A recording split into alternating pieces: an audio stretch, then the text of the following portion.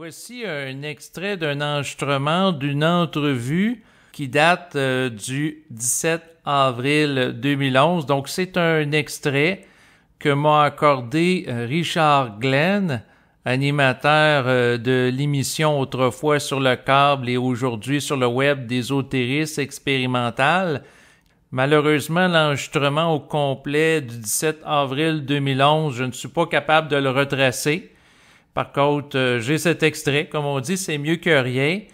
Et étant donné que nous sommes présentement à quelques jours à peine du 24 février de l'année 2023, donc Richard Glenn, depuis près de 40 ans, nous annonce un événement particulier prévu pour fin février de l'année 2023.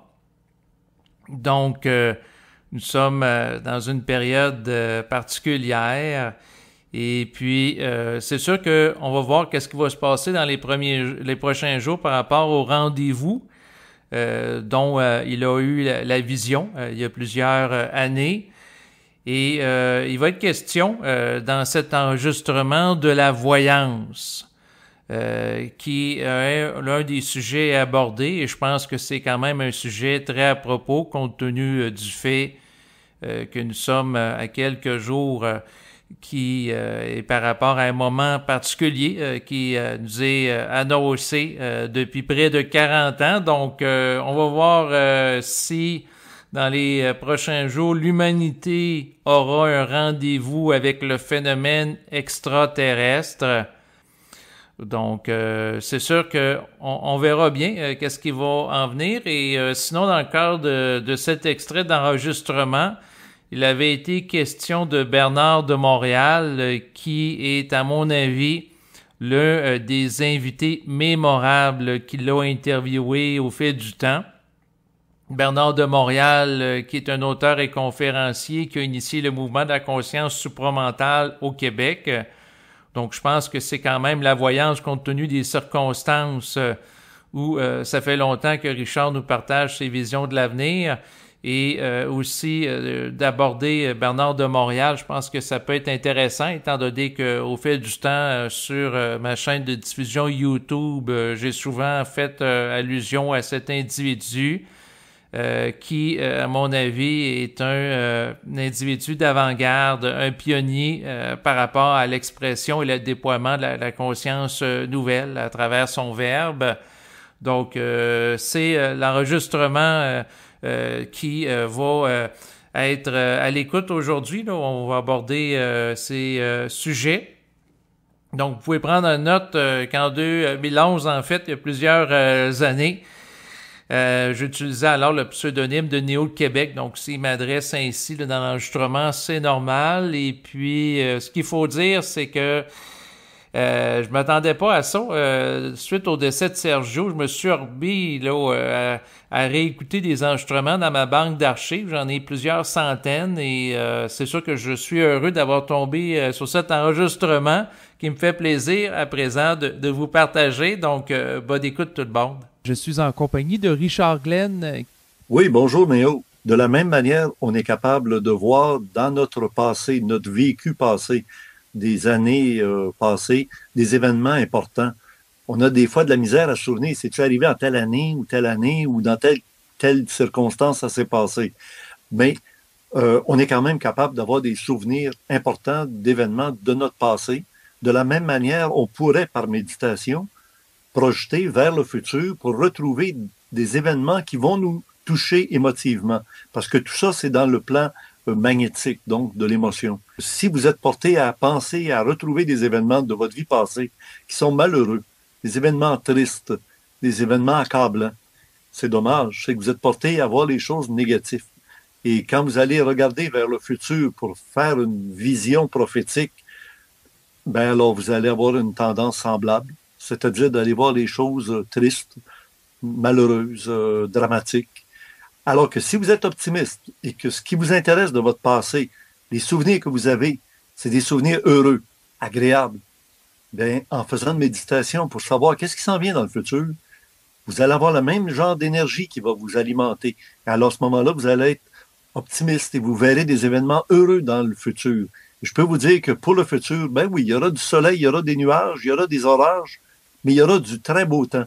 Et c'est sûr que c'est vers ça qu'on doit se diriger. C'est ça qui alimente notre plaisir, notre joie de vivre. Pourquoi pas?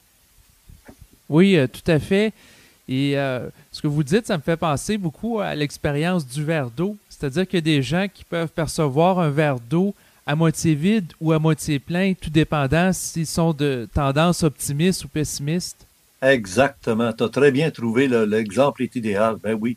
On est tous différents, puis on a tous notre personnalité propre qui nous permet d'appréhender des choses à venir et selon notre personnalité profonde. Et quand vous allez écouter des soi-disant voyants qui disent des choses pour le futur, faites attention, parce que c'est peut-être des gens négatifs. C'est peut-être des gens qui voient le côté sombre dans leur propre vie, puis les choses vont pas très bien.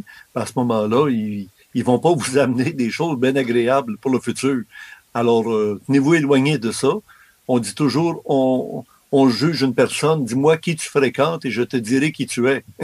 Alors, évidemment, si tu fais pas affaire avec des gens qui sont heureux, optimistes, rayonnants de joie, ben, tu vas entendre des choses négatives. Approche-toi des gens qui sont heureux, qui réussissent bien dans la vie. À partir de là, ça va nourrir ton soleil. Oui, puis en lien avec ça, je serais curieux de voir comment que vous, comment dire, si je vous pose la question comme un gars comme Bernard de Montréal qui disait qu'il voyait rien dans son passé parce qu'il avait tout neutralisé, toute forme de mémoire, n'est-il pas étonnant de constater qu'il prétendait être capable de voir dans l'avenir? Oui, le cas de Bernard de Montréal, qui est un cas très particulier au Québec, qui a fait école, puis il fera encore école pour des années, c'est Bernard de Montréal, le supramental. Et le supramental de Bernard est un supramental de la tête. Aurobindo, lui, c'est le supramental de la voix du cœur. Alors, il faut comprendre que le supramental, ça veut dire de l'état prépersonnel. C'est pas de la personnalité, c'est pas de la psychologie, c'est de la métapsychologie. Ça veut dire au-delà des formes. Bernard, il disait toujours, il faut sortir de la forme. La forme n'a pas d'importance, c'est évident. Quand tu as la vision supramentale, tu es comme détaché de ta nature humaine. Et même, dans certains cas, il y a des supramentales qui, eux, n'aiment pas la nature humaine. Ils la trouvent dégénérée, ils la trouvent pas encore assez évoluée, etc. Mais c'est pas donné à tout le monde d'avoir une perception supramentale. Et pour Bernard, ben, c'est son karma à lui de subir et de vivre en conséquence, d'être branché supramental. Il était même, il disait, fusionné. Alors pour lui, le passé de sa vie humaine, ça avait pas d'intérêt, parce que maintenant, il était rené dans une nouvelle réalité qui était plus éthérique que psychologique, matérielle. Mais c'est pas donné à tout le monde d'être à ce niveau-là. Et pour quelqu'un qui voyait son avenir, il disait qu'il connaissait déjà son avenir, puis que son avenir était déjà comme écrit, puis tout ça. Je suis pas sûr à quel point il était certain de son coup. Peut-être qu'il l'était sur les plans supramentaux, sûrement, j'en doute pas. Mais il s'est fait jouer le tour qu'il était toujours dans un corps physique, humain, ordinaire, comme tout le monde, et il n'y a pas eu un corps qui a été transfiguré. La transfiguration du Christ à la résurrection, on arrive à Pâques, là, ben ça, c'est une expérience supramentale ultime, de pouvoir recréer un corps éthérique, un corps glorieux, comme on appelle, de la résurrection du Christ le matin de Pâques.